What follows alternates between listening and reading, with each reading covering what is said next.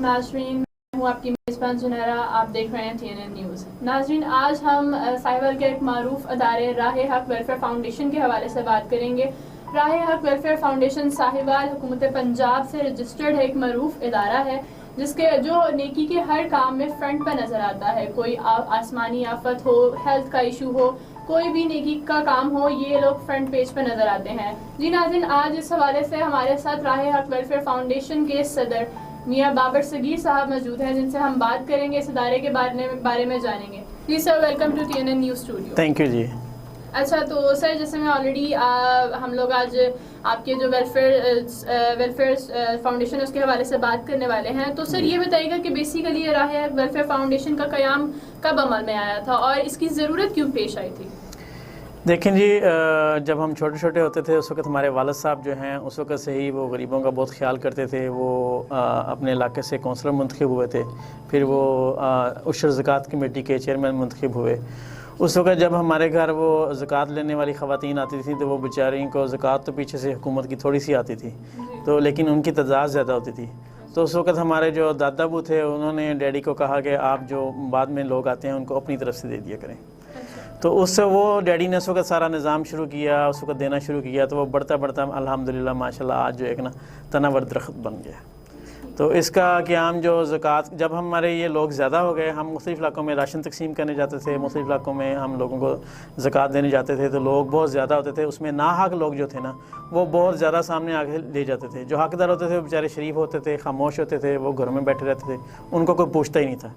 تو پھر ڈیڈی نے مشورہ دیا کہ اس کو ہم جو ہے نا اپنے آرگنائز کریں اور ایک ادارہ بنائیں تاکہ ہم اس میں سب کو رجسٹرڈ کریں اور ان کے گھروں کی چیکنگ کریں تاکہ ہمیں پتہ ہو جو مستحق ہے ہم اس کے گھروں میں ان کے گھروں میں چیزیں پہنچائیں۔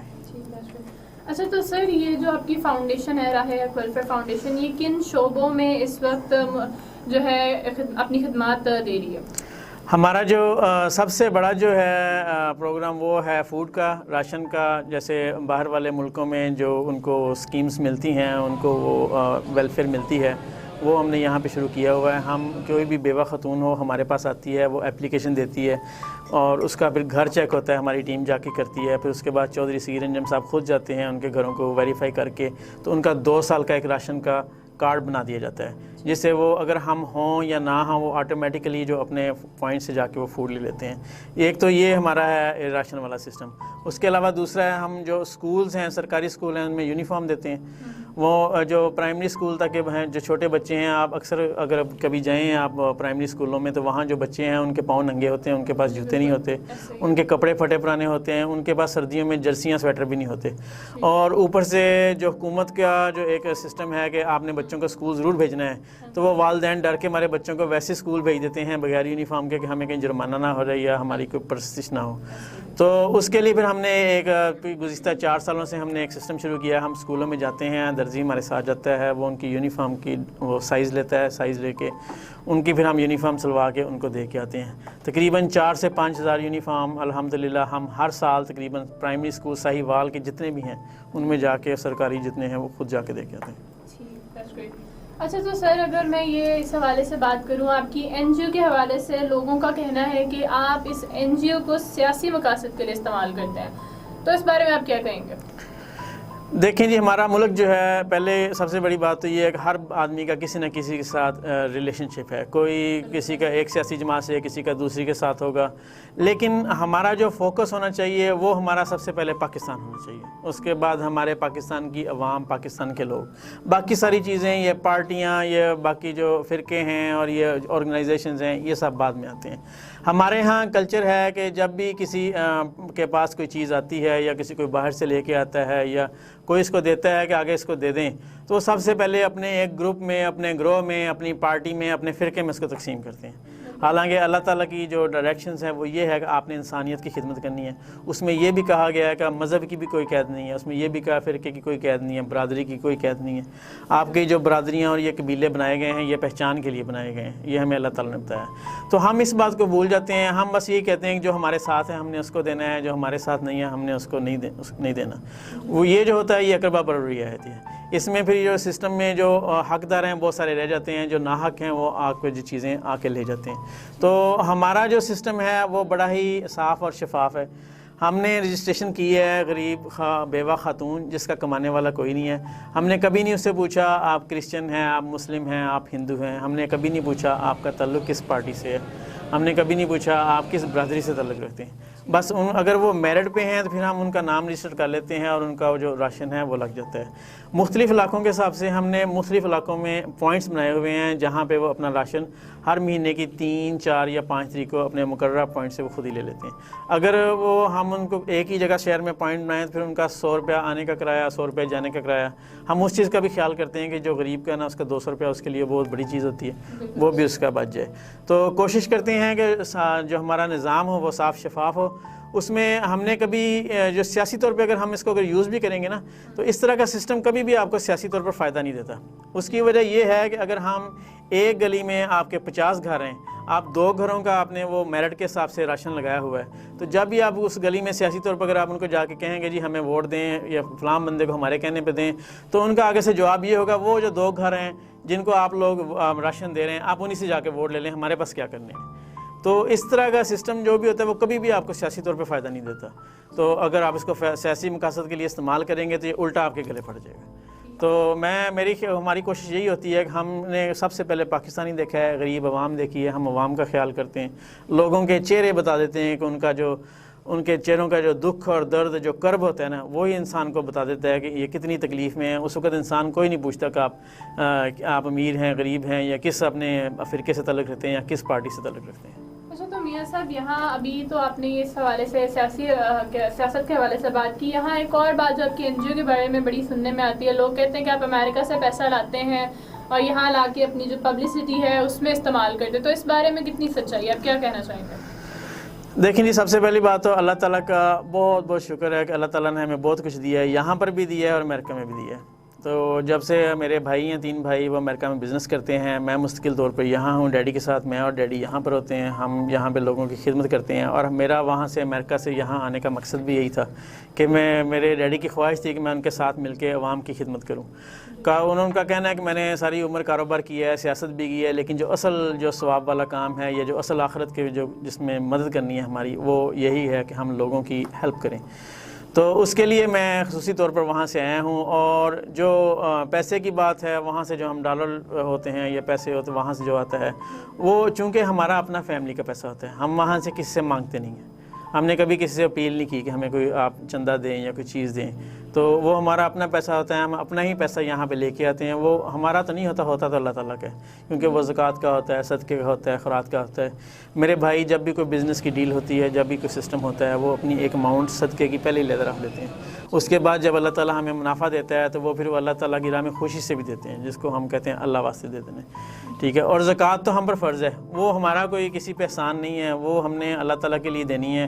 اسی سے ہی ہمارا رزق پاک ہونا ہے, اسی سے ہمارا مال پاک ہونا ہے. تو وہ یہ ساری چیزیں ہم وہاں سے جب لے کے آتے ہیں, جب ہم کسی سے مانگ کے لاتے ہی نہیں ہیں, خود اپنے ہی لے کے آتے ہیں, اپنے بھائیوں کے سے ہی لے کے آتے ہیں, تو پھر وہ اس میں ایسی کوئی بات نہیں آتی کہ ہم وہاں سے پیسے لے کے آتے ہیں یہاں پہ وہ اس کو غلط جگہ پہ خرچ کرتے ہیں. میرے والد صاحب چودھری صغیر انجم صاحب گزشتہ 3-4 سالوں سے وہ بزنس میں بھی بہت کم ہیں اور سیاست کو بھی انہوں نے کافی کم کیا ہوا ہے. انہوں نے یہی راہ حق ویلفیئر فاؤنڈیشن کے پلیٹ فارم سے وہ لوگوں کی خدمت کر رہے ہیں. وہ کہہ رہے ہیں کہ اگر ان کے بیٹے جو وہاں سے جو پیسے بھیجتے ہیں, اگر وہ اپنے ہاتھوں سے دیں گے تو اس کا ثواب بھی زیادہ ہے, اور ہمیں یہ بھی پتہ ہوگا کہ وہ حقدار کو جا رہے ہیں یا نہیں جا رہے ہیں. تو اس لیے وہ خود یہاں بیٹھے ہوتے ہیں, وہ خود یہاں بیٹھ کے سارا کچھ کرتے ہیں.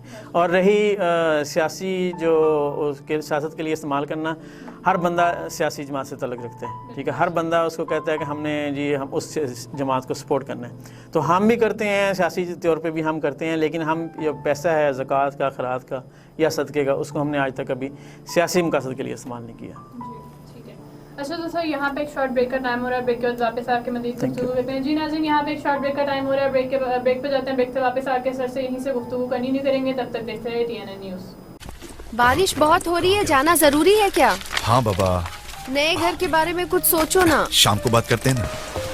ایک آشیاں ہے تصور میں, جہاں مستقبل کی تصویر ہو, جہاں آنے والی یادوں کا سما بستا ہو, جہاں کشادہ منزلوں کا رستہ ہو.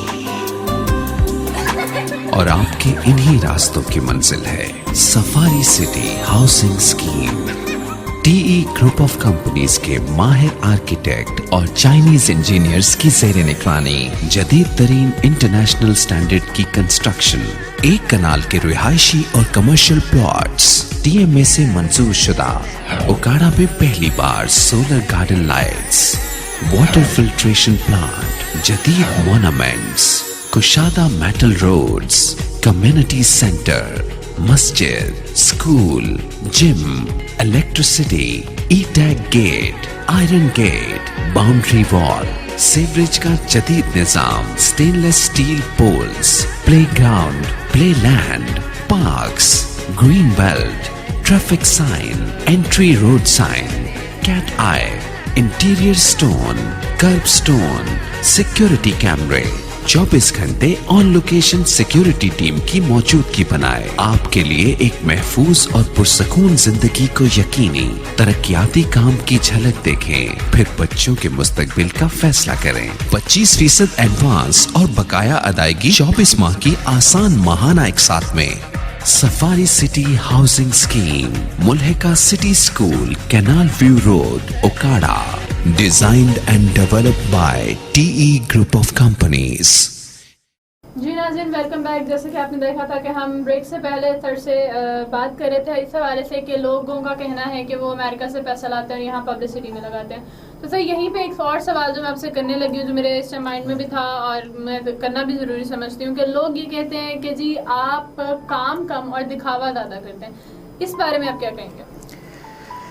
देखें, सोशल मीडिया का दौर है, सबसे पहली बात तो ये, ठीक है। अगर आप देखें हर घर में मोबाइल है। यहाँ पे जो नॉर्मल जिसको हम मिडिल क्लास फैमिलीज़ कहते हैं, वहाँ पे सिर्फ बच्चों के पास ही नहीं, बच्चियों के पास भी मोबाइल है, ठीक है। हर एक के पास, अगर किसी के पास फेसबुक नहीं है तो उसके पास ट्विटर है, ट्विटर नहीं है तो उसके पास टिकटॉक है, टिकटॉक नहीं है तो और जो एप्लीकेशन इंस्टाग्राम वगैरह, स्नैपचैट वगैरह, बहुत सारी एप्लीकेशंस हैं। हर कोई किसी न किसी एप्लीकेशन का एडिक्ट है। जो मोबाइल है वो एक, जिस तरह लोग सिगरेट पीते हैं ना, इसी तरह ये हमारे लिए बन गया है। तो हर वक्त इसकी जो ज़रूरत है हमें महसूस रहती है।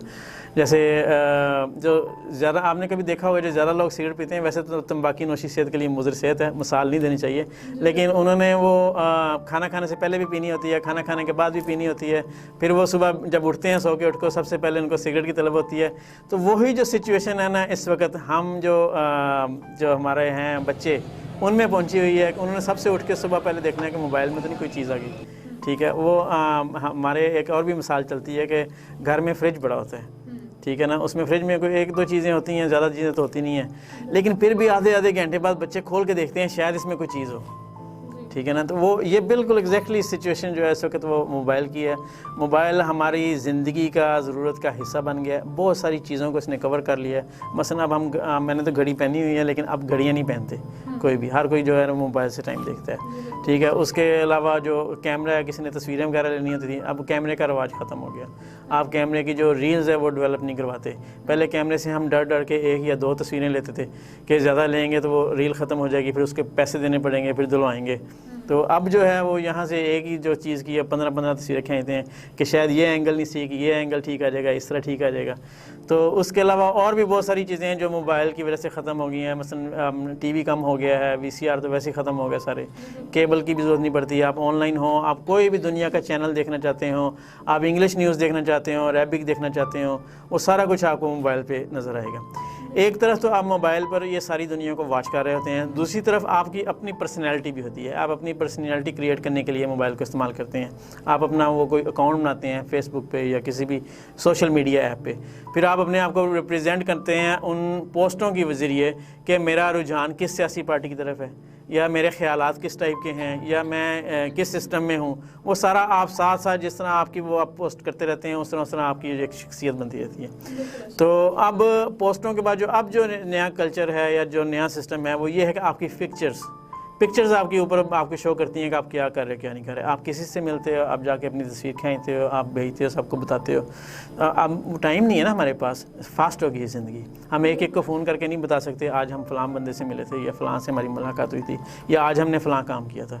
तो आप एक दफ़ा ही अपलोड कर देते हो, वो सारी दुनिया बैठी आपको देख रही है। जो आपके दोस्त नहीं हैं वो भी आपको देख रहे हैं। अगर आप उसको लॉक करना चाहते हैं तो आप उसको फैमिली तक कर लें, तो वो फैमिली ही सिर्फ देखेगी और कोई नहीं देख सकता। تو جو لوگ پبلک میں ہیں، جنہوں نے صبح شام پبلک میں جانا ہوتا ہے، ان کی لائف جو ہوتی ہے نا وہ ویسے ہی پبلک ہوتی ہے. آپ اپنی تصویر خود نہیں کھینچ کے اوپر فیس بک پہ ڈالیں گے یا سوشل میڈیا پہ ڈالیں گے تو کوئی نہ کوئی آپ کی تصویر کھینچ کے ڈال رہا ہوگا. تو پرانے زمانے میں کہتے تھے دیواروں کے کان ہوتے ہیں، تو آج کل وہ اب دیواروں کے صرف کان ہی نہیں ہوتے ہیں، آنکھیں بھی ہوتی ہیں، کیونکہ کیمرے کا سسٹم ہے، موبائل کا سسٹم ہے. لوگ آپ کو نہیں پتہ، آپ کسی جگہ کھڑے ہیں، آپ کی کوئی تصویر بنا رہا ہے، آپ کا کوئی مووی بنا رہا ہے، وہ 15 منٹ بعد اپلوڈ کر دے، آپ ہکا بکا ہو جائیں گے کہ یہ کس کو کیسے پتہ چلا یا یہ کیسے ہو گیا. تو اب جو ایڈوانس سسٹم ہے، اس میں آپ کو ساتھ ساتھ دنیا کے، اگر آپ نے رہنا ہے، دنیا کے ساتھ چلنا ہے، تو آپ کو سوشل میڈیا پہ اپنی پریزنٹیشن پوری کرنی پڑے گی. دیکھیں ہم تقریباً الحمدللہ 1200 گھر ایسے ہیں جن کو ہم یہاں پہ راشن دے رہے ہیں، جو بیوہ خواتین ہیں صاحبال میں، ٹھیک ہے. تو اس میں سے میرا نہیں خیال کسی بھی انسان کو جو یہ پتہ ہوگا کہ یہ اس میں سے 4 گھر کون سے ہیں. 4 بہت بڑی تعداد میں نے آپ کو بتائی ہے، ٹھیک ہے. ہمارے ساتھ جو کام کرتے ہیں ان کو تو شاید پتہ ہو 10 یا 15 لوگوں کا، اس سے زیادہ ان کو بھی نہیں پتہ. تو جو تصویریں ہم اوپر لگاتے ہیں وہ ہم کو 5 یا 6 خواتین کی لگاتے ہیں، اور ان میں سے بھی بعض کی تو ہوتی ہے خوشی سے، وہ کہتے ہیں ہم نے آپ کے ساتھ تصویر بنانی. تو میں گزشتہ رمضان المبارک میں بھی، اس سے پہلے بھی، ایک بہت بڑا میں اس کو پراپیگنڈا کہتا ہوں. جب بھی آپ کسی اچھائی کی کو الٹی طرح لے کے چلتے ہیں نا، اس کو نیگیٹو کر کے دکھاتے ہیں، تو آپ ایک اس معاشرے کے ساتھ بہت بڑا ظلم کر رہے ہوتے ہیں. میں آپ کو اس کی الٹ سٹوری دوسری بھی بتا دیتا ہوں. ایک کسی خاتون نے راشن لیا، اس کی تصویر اخبار میں آ گئی، اس کے رشتہ داروں نے دیکھی، انہوں نے جا کے اس سے پوچھا کہ میڈم آپ نے یہ راشن کہاں سے لیا؟ جہاں سے آپ نے یہ راشن لیا آپ ہمیں اس کا پتہ بتا دیں، ہم جب وہاں سے جا کے ہم بھی لے لیں. تو اس کو دیکھ کر وہ کچھ 5-6 خواتین اور اٹھیں، وہ اٹھ کے وہاں پہ گئیں، انہوں نے ان سے راشن لیا. ٹھیک ہے، یہ بھی ایک ترغیب ہو سکتی ہے. کوئی بھی سسٹم ہو، کوئی بھی انتظام ہو، اس کو آپ نیگیٹو پازیٹیو، یہ آپ کے مائنڈ پہ ہے. تو یہ معاملات جو دکھاوے والا ہے، اگر تو ہم 4 دے کے 40 بتاتے ہیں پھر وہ دکھاوا ہے اور پھر وہ غلط ہے. ٹھیک ہے، اگر ہم ان کو 40 کو دے کے 4 دکھاتے ہیں پھر وہ دکھاوا نہیں ہے. اور دوسری بات، ہم نے تو کبھی کسی کو کچھ کہا ہی نہیں ہے. ہم تو یہی کہتے ہیں آپ کسی بیوہ خاتون کو یہاں ہمارے پاس لیں، ہم اس کا 2 سال کے لیے راشن لگا دیں گے. ٹھیک ہے، 90% یہ ہوتا ہے جب بھی کوئی بندہ آتا ہے وہ ہمیں کہتا ہے جی ہمارے گھر میں ایک ملازمہ ہے، آپ اس کو راشن دے دیں. تو ہم ان کو کہتے ہیں اللہ تعالیٰ نے ایک ہی خاتون کی آپ کو ذمہ داری دی ہے، اس کی ذمہ داری آپ اٹھا لیں. آپ اپنے محلے میں سے یا اپنی گلی میں سے 4 خواتین بیوہ اور لا دیں، ہم ان کا راشن لگا دیں گے. ہم نے کبھی یہ نہیں کہا کہ راشن ہمارا ختم ہو گیا ہے، ہمارا بجٹ ختم ہو گیا ہے. الحمدللہ اللہ تعالیٰ نے بہت دیا، بجٹ ہمارے پاس ہوتا ہے، لیکن ہم کوشش یہ کرتے ہیں کہ وہ حقداروں تک پہنچے، اور جو بھی ہمارے ساتھ ہیلپ کرنا چاہتا ہے وہ کسی کی سفارش کرنے کی بجائے نا وہ ہمارے پاس کوئی حقدار خاتون لے. ٹھیک ہے. اچھا، تو سر ابھی میں نے آپ سے پچھلے بریک سے پہلے ایک کوشچن کیا تھا شعبوں کے حوالے سے. تو گزشتہ آپ کو پتہ ہے کرونا کا ایک وبا کا ایک دور رہ چکا ہے، تو اس حوالے سے بتائیے گا کہ آپ کی جو NGO ہے اس نے وہاں پہ کیا خدمات انجام دی جس وقت کرونا پیک پہ تھا اس ٹائم؟ یہ فیبروری کی بات ہے جی، جب یہ کرونا کا سارا سسٹم شروع ہوا. اس وقت چودھری صغیر انجم صاحب، میرے والد صاحب جو تھے وہ امریکہ تھے، تو وہ جب سارا کچھ لاک ڈاؤن ہوا اس سے وہ 2 دن پہلے یہاں پہنچے تھے. تو اسی وقت سارے معاملات، جو ایک خوف تھا دنیا کے اندر کہ پتہ نہیں کیا ہونے والا ہے، قیامت آ رہی ہے، پتہ نہیں ہم نے رہنا ہے یا نہیں رہنا. لوگوں کو تو یہ بھی نہیں پتہ تھا ہم نے 1 ماہ بعد زندہ ہونا ہے یا نہیں ہونا، جو اس طرح کی سچویشن تھی. اور خاص طور پہ انٹرنیشنلی تو بہت زیادہ خوف تھا.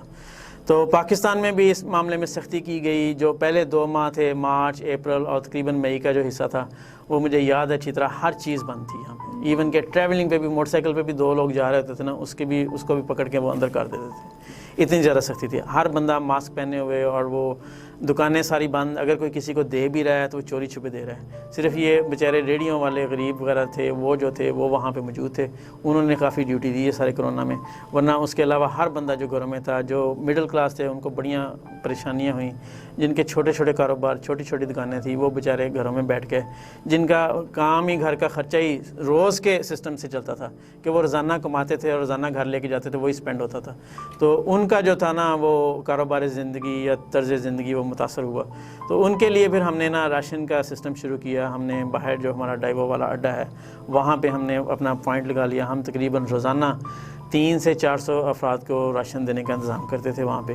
اس میں جب ہم نے شروع کیا تو اس میں وہ بہت ساری ہمیں مشکلات آئیں. ہمیں حکومت کی طرف سے بھی تھریٹس آئیں کہ آپ یہ بند کر دیں, اگر آپ کریں گے تو یہاں پہ لوگ جمع ہوتے ہیں تو ہم ایسے کریں گے, ہم آپ کے خلاف ریٹ کریں گے.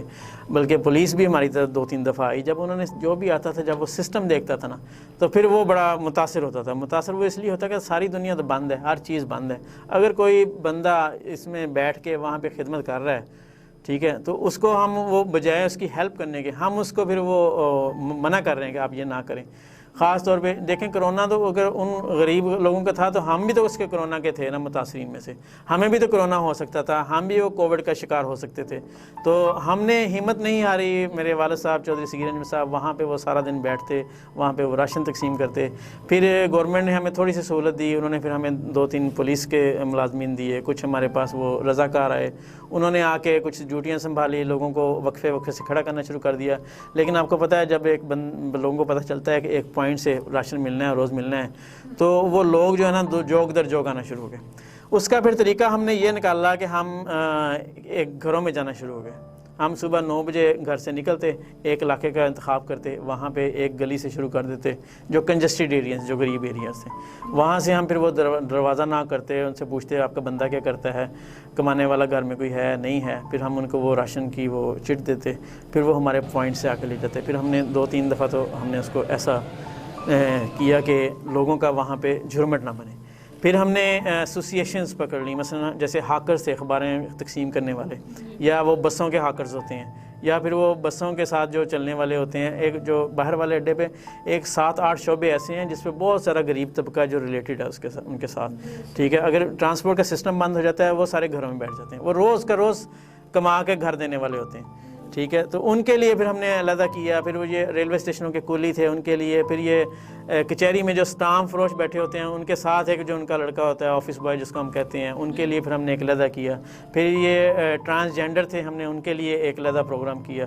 اس طرح ہم نے مختلف شعبوں میں نا سب کو بلا کے تقریباً ساہیوال میں کوئی ہم نے ایسا شعبہ نہیں چھوڑا جس میں ہم نے راشن نہ دیا ہو. اس کے علاوہ ہم نے مخیر حضرات کے ساتھ بھی ان کا تعاون کیا. مختلف ادارے تھے, ہم نے سرور فاؤنڈیشن ہے لاہور سے, جو چودھری سرور صاحب گورنر صاحب تھے اس وقت, ان کے ساتھ بھی ہم نے تعاون کیا. ان کے ساتھ بھی چودھری وسیم رامے صاحب تھے, وہ بھی وہاں سے سعودی عرب سے جو راشن آتا تھا وہ یہاں ساہیوال لے کے آئے. ان کے ساتھ ہم نے ملا کے اپنی طرف سے بھی حصہ ڈال کے ہم نے وہ کیا. تو الحمدللہ جو راشن والا سسٹم ہے وہ ہم نے پورے کرونا میں جاری رکھا. وہ دن اور آج کا دن, آج تقریباً اس سارے معاملات کو 2 سال, تو 2 سال میں ہم نے کوئی ایسا دن نہیں تھا کہ جب ہم نے راشن نہ دیا. اور یہ سسٹم ہم نے ابھی بھی اسی تسلسل کے ساتھ برقرار رکھا ہوا ہے, کیونکہ اس وقت ہمیں احساس ہوا کہ ہمارے ہاں غربت بھی بہت ہے, اور بہت سارے لوگ جو کماتے بھی ہیں ان کے بھی جو سسٹم ہے وہ پورا نہیں ہوتا اس کمائی کے ساتھ. تو ان کی ہیلپ کے لیے ہم نے جو ہے نا پھر ابھی تک ہم اس کو کر رہے ہیں. اب بھی ماہ رمضان کا سسٹم چل رہا ہے, اس میں ہم روز کے روز 200 سے 300 لوگوں کو ایکسٹرا جو ہے وہ راشن دے رہے ہیں. جی, تو سر یہاں پہ ایک اور بریک کا ٹائم ہو رہا ہے. بریک کے بعد واپس آ کے آپ سے مزید گفتگو کرتے ہیں. جی ناظرین, یہاں پہ ہم ایک شارٹ بریک پہ جا رہے ہیں. بریک سے واپس آتے ہوئے یہیں سے کنٹینیو کرتے, تب تک دیکھتے رہے TNN نیوز.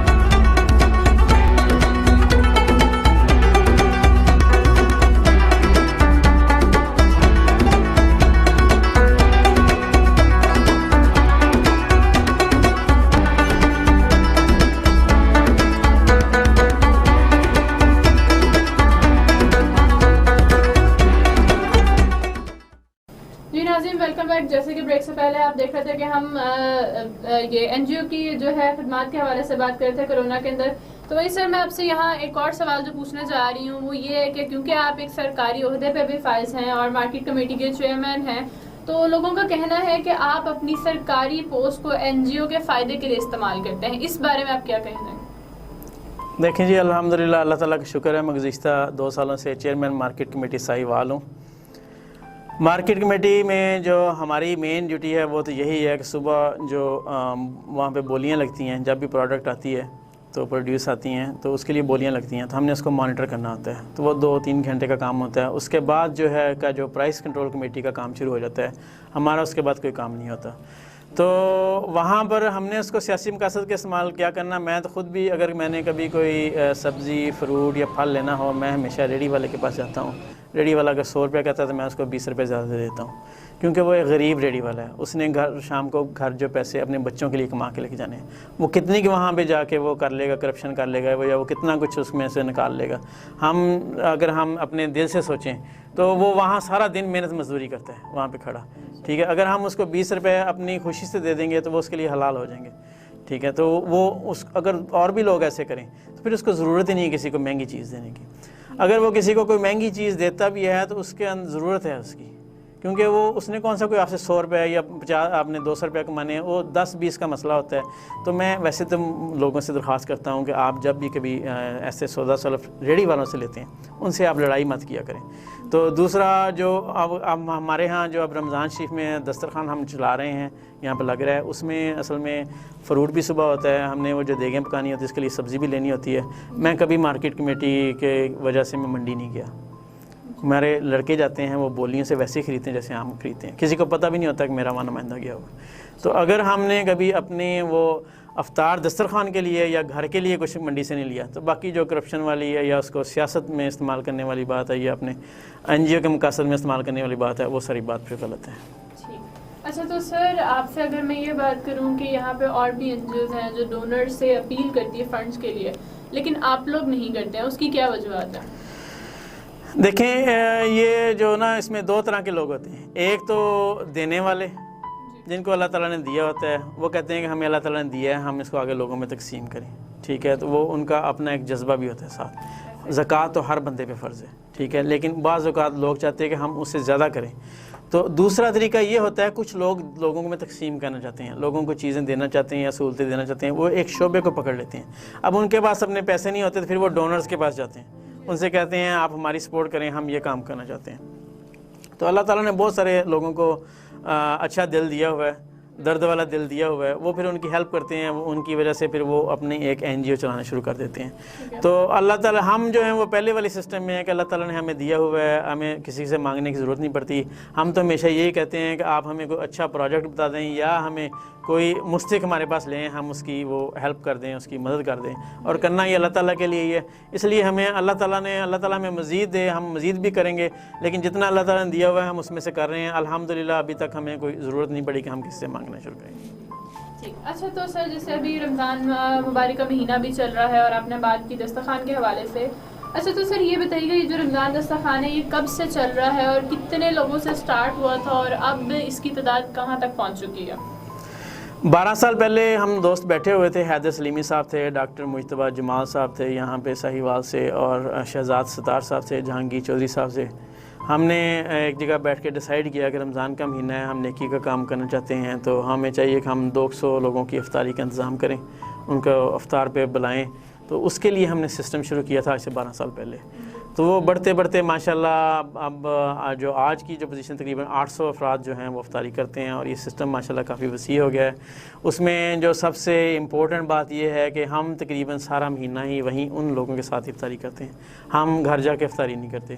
جو آخری 28 روزوں تک ہماری یہ اب چلتی ہے وہاں پہ افطاری. 29 اور 30 کا روزہ ہم اس لیے نہیں کرتے کہ لوگوں نے, جو ہمارے وہاں بچے کام کر رہے ہوتے ہیں, جو لوگ کام کر رہے ہوتے ہیں, انہوں نے عید کی شاپنگ کرنی, عید کی تیاریاں کرنی, تو وہی 2 دن ہمیں ملتے ہیں گھر والوں کے ساتھ افطاری کرنے کے لیے.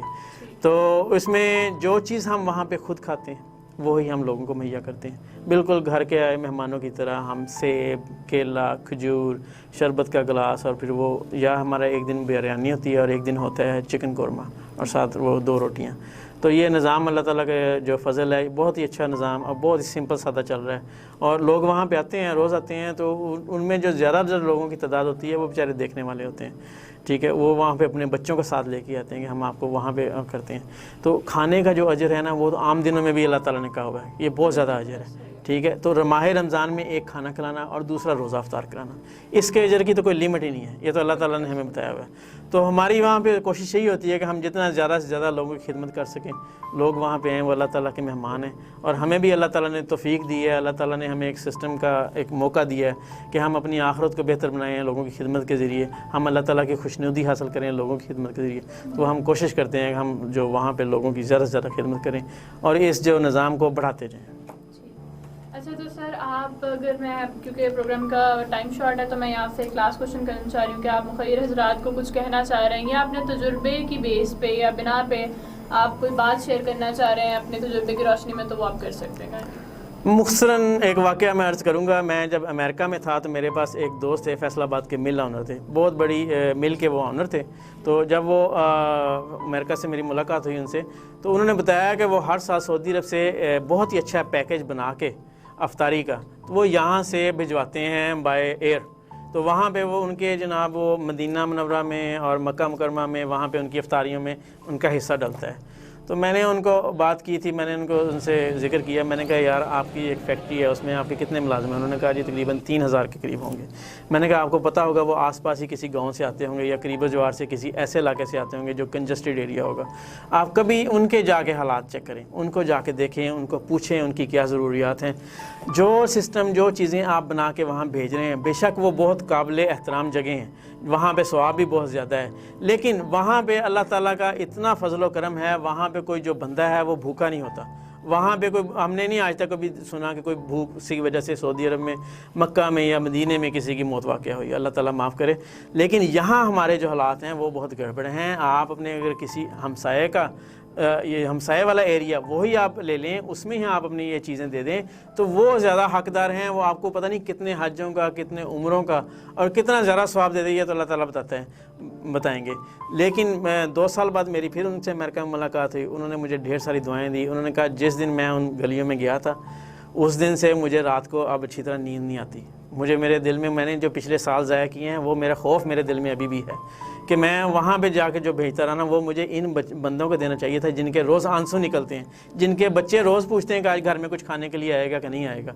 تو وہ مجھے اس وقت بڑی خوشی ہوئی کہ اللہ تعالیٰ نے کسی بندے کے جو دل میں درد والا تو پہلے ہی تھا لیکن سمت اس کی ڈائریکشن نہیں ٹھیک تھی. تو اب میں یہی مخیر حضرات سے اپیل کروں گا کہ میں نہیں کہتا کہ آپ وہ ملتان جائیں، وہاں جائیں، لاہور جائیں، ادھر جائیں. اپنا ایریا دیکھیں، اپنے ایریے میں کچھ ایریا مختص کر لیں. آپ نے اس میں ہی آپ نے ڈھونڈنے ہیں، آپ 5 گھر ڈھونڈ لیں، 7 ڈھونڈ لیں، 10 ڈھونڈ لیں، لیکن مستقل مزاجی کے ساتھ آپ ان کی ہیلپ کریں تاکہ ان کا چولہا جلتا رہے. اسی طرح اگر سارے لوگ اپنے اپنے ایریے میں کر لیں گے تو ہماری جو ہے نا جو ایک سسٹم کا جو معاشرے کا بوجھ جو ہے نا جو لوگ وہ بہت حد تک یہ ایک معاشی بوجھ کم ہو جائے گا. شکریہ. تو جی ناظرین، یہاں پہ آج کا ہمارا پروگرام بھی ختم ہو رہا ہے. تھینک یو سر، آپ نے اپنا قیمتی وقت نکالا، آپ یہاں آئے اور آپ سے بہت اچھی گفتگو ہوئی. امید کرتی ہوں آج کا پروگرام آپ کو اچھا لگا ہوگا. رمضان ہے تو دعاؤں میں یاد رکھیے گا اور دیکھتے رہیں TNN نیوز. اللہ نگہبان.